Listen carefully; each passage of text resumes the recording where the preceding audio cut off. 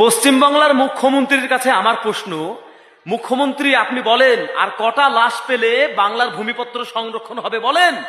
100, 200, 300, 500, 2000? আমরা বাংলার ভূমিপত্র সংরক্ষণ চাই। আজকে বাহির থেকে, ইউপি থেকে, উড়িষ্যা থেকে, ঝাড়খণ্ড থেকে অনেক লোক আমার বাংলায় এসে আজকে কাজ করে তারা খাচ্ছে, আর আমার বাংলার মানুষ আমার বাংলায় কাজ পাচ্ছে না।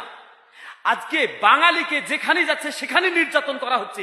আমিও একজন পরাজয় শ্রমিক, এই যে বাইরে কাজ করছি, আজকে কেরালায় কাজ করছি। কেন আজকে আমি আসবো কেরালায়? আপনি বলেন দিদি, আমি কেরালায় কেন আজকে কাজে আসবো? আমার বাঙালিরা কেন বাইরে কাজে যাবে? আজকে আমার বাংলায় কাজ নেই, বাংলায় চাকরি নেই বলছেন, মিথ্যা কথা। বাংলায় চাকরি আছে, কাজ আছে, সব আছে। আপনারা দিবেন না আমাদেরকে কাজ, আপনারা আমাদেরকে বাইরে খাটাবেন, এর জন্য আমাদেরকে বাইরে ফেলে রেখেছেন। আজকে আপনার নেতারা আজকে টাকা পয়সা ঘুষ খেয়ে আজকে বাইরের মানুষকে আমার বাংলায় জায়গা দিচ্ছে, আমার বাংলায় কাজ দিচ্ছে, আর আমার বাংলার মানুষ নির্যাতন হচ্ছে বাইরে গিয়ে।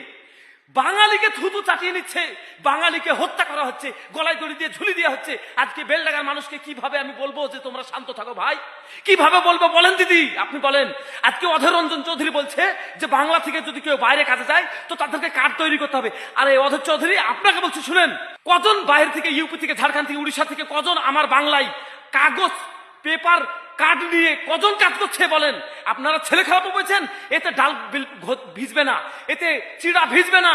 আপনাদের মিথ্যা কথা হটান। আমরা বাংলায় বাংলার ভূমিপত্র সংরক্ষণ চাই। জয় বাংলা।